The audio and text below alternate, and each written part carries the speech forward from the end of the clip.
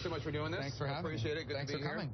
So the buzz in Iowa is that there is Marco momentum, that you are rising. Do you feel it? Does that seem accurate? We feel good about our team and the work we've done here. What it leads to, we'll see. Obviously, Ted is the front runner. He's got 10,000 volunteers. He's put a lot of resources and time, got every endorsement he wanted. So he's clearly the favorite, but we feel good about our work and the work we've done here and what that translates to in future states. And we love being in Iowa. I mean, the people here have been fantastic. It's been a very rewarding experience. So I do feel good. Our crowds are growing. The people signing up are growing.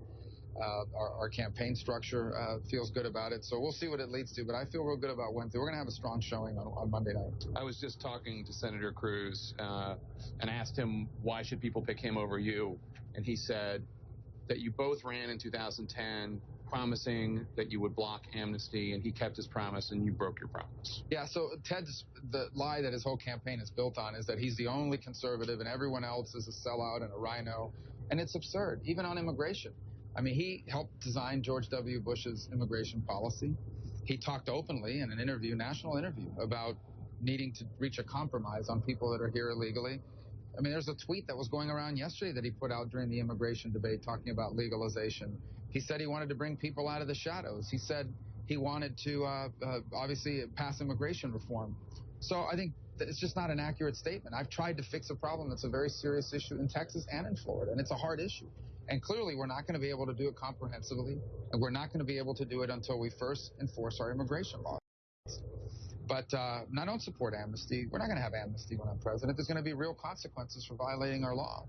But this whole notion Ted has that he's the only conservative, I think as people learn more about his record, they'll realize what he really is very calculated. He's always looking to take whatever position it takes to win votes or raise money. And, we're not going to beat Hillary Clinton with someone that will say or do anything to get elected. One of the things Cruz said was that you gave an interview to Univision, to Jorge Ramos, in which you said in Spanish that you would not try to undo the executive actions President Obama made when it came to illegal. That's also inaccurate. That just never happened. What I've always said is that the president's DAPA on adults needs to be, now it's being stayed by a court, but I'll repeal it. And DACA needs to end too.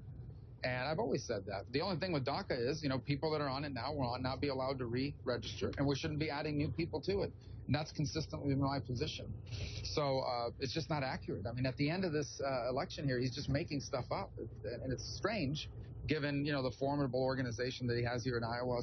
He's obviously spooked by something. And so we expect the kitchen sink here in the next 48 hours.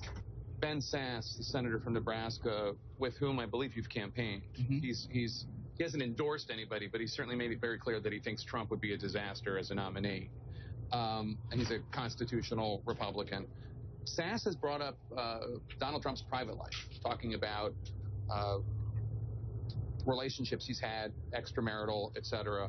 Is that fair game? Is that kind of thing fair game? Well, I don't bring it up. I like Ben very much, and it's fair. If he wants to bring it up, you'll have to ask him about it, and I'm not condemning him for it. I'm just telling you that I don't bring that up because, quite frankly, in my mind, that's not the issue in this campaign. This country wants someone that will help undo the damage Barack Obama has done to America. And so that's what I focus on, and that's what my campaign is about. So I can talk to you about the things I say or don't say. What somebody else says, you'll have to ask them. You were talking about how voters seem to really like authenticity and genuineness. And when I talk to voters in Iowa, one of the things they say, the Trump supporters, is they don't bring up his policies even.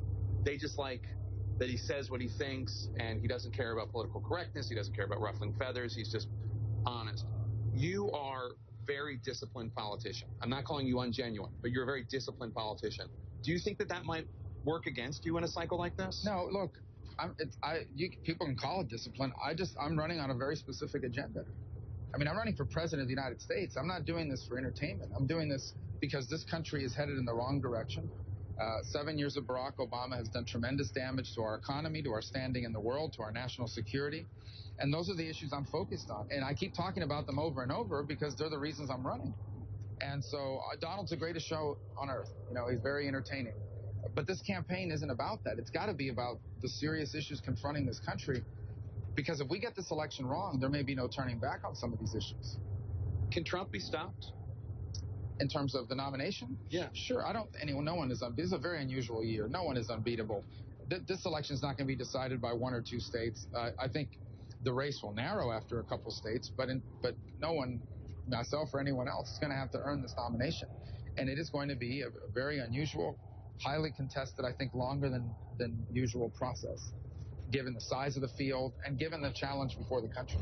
Where can you win? What states can you win? Well, we try to do well everywhere. You know what? Obviously, I'm not the campaign strategist. You can talk to them about that. I'm running for president, and so what I focus on is I go out every day and try to get as many people as possible to be inspired and believe in our message and vote for me. Whether it's here in Iowa on Monday in the caucus, whether it's in the primary a week later in New Hampshire, what that translates to, we'll see. I feel good about it, but I don't deal with that. I really don't spend a lot of time thinking about the strategy of it. I spend most of my time thinking about what we need to do when I'm president. A lot of people out there think that Trump can be stopped, but not if there are so many traditional politicians, which I don't mean as an insult, but traditional politicians in the race. You, Christie, Kasich, Jeb Bush, etc. Do you think after Iowa and New Hampshire, it will be time for some of these traditional candidates to coalesce behind one? No, you can't force anyone to do that. People are going to run until they feel it's time for them not to. And, I've never called for anyone to get out of the race. I think it'll just happen. I mean, it always happens. So I suspect that after Iowa, there'll be perhaps a candidate or two that may decide not to continue. Certainly after New Hampshire, I think that'll be the case. And so that'll play itself out in due time. But these people have worked very hard. I mean, I'm out there, but they're out there too. They've been working for a year. They've been doing the town halls and shaking of the hands. They deserve to have voters, weigh in on their candidacy and not have somebody calling on anyone to step aside. It'll happen, and it'll happen at the appropriate time, and no matter what our differences might be, I do respect people that are out there running for president in both parties, because it's hard to do. And having done this, having gone through this now, I have tremendous respect for the people that have done it before and for the people that are doing it now. One of the things that was interesting about the Republican debate the other night, in addition to the absence of the frontrunner, was the fact that Hillary Clinton was mentioned, I think, 32 times. Barack Obama was mentioned, I think, the same. Donald Trump was only mentioned 14 times. Before you are able to take on Hillary Clinton, as I know you're eager to do, you have to get past the frontrunner. And it seems like a lot of candidates are reluctant to even take him on. No, I mean, when I've had disagreements with Donald, we've discussed those in the past. Not as much in the debates, but because it just hasn't come up. But we've most certainly done it during the campaign. If you go back to the late fall, you'll see that. But this campaign is not about Republicans tearing each other up. This campaign is about ensuring that we can turn this country around. We're not going to turn this country around if a socialist like Bernie Sanders or someone like Hillary Clinton is elected president of the United States. Senator, thanks so much. Thanks, really man. appreciate it. I appreciate it.